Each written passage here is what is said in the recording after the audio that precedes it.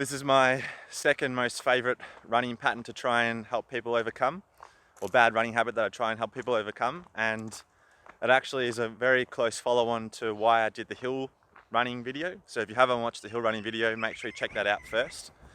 Basically, this next phase or this next running style is where people don't lift their knees up high enough. So that means they have to have their foot turned out to the side so that they can actually still, not have their foot drag across the ground or have their toes scrape across the ground.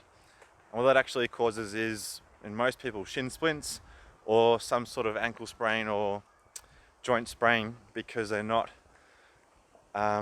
controlling their body in the correct movement patterns. And you'll know from my previous videos that I say you don't have to have perfect movement. In fact, you should only aim for, basic good form. You don't need to have perfect symmetry. The body's not designed for perfect symmetry. But going back to the foot clearance, if you have the correct knee clearance or the correct knee height, it actually allows you to have your ankle move up and down, as you'll see in the clip coming up next.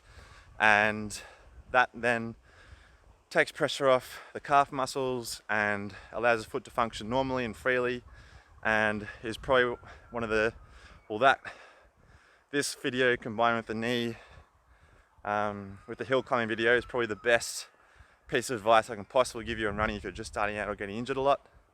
And yeah, if you follow it, then I'm pretty confident to guarantee that you'll reduce those injuries and get out there running. Hope you enjoy. In this example, I want you to pay particular attention to my right leg. I am trying to over-exaggerate things, so it might not look exactly like what you would see, but yeah, just look at my right foot as it's coming through, particularly from this stride coming up right now.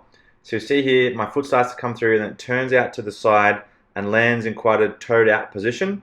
That puts a lot of extra pressure on that tibialis posterior muscle and your calf muscle and your midfoot. I'll show another still footage here. So you can see here that foot is turned out to the side, and sometimes it's even more than this.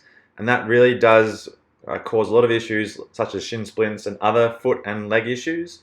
Here again, looking at my right leg, again this is over exaggerated, but you can see my foot and leg is very turned out to the side as it's coming through. And that is because my leg isn't lifting up high enough, so my knee and hip aren't really working to their full capacity as I'm running.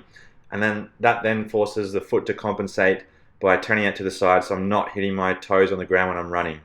And this is why I often endorse hill running or running up an incline or some sort of hill, because it makes you lift your knee up higher to clear the foot. So it's a good kind of natural way to improve your running style without any fancy pieces of equipment or analysis software.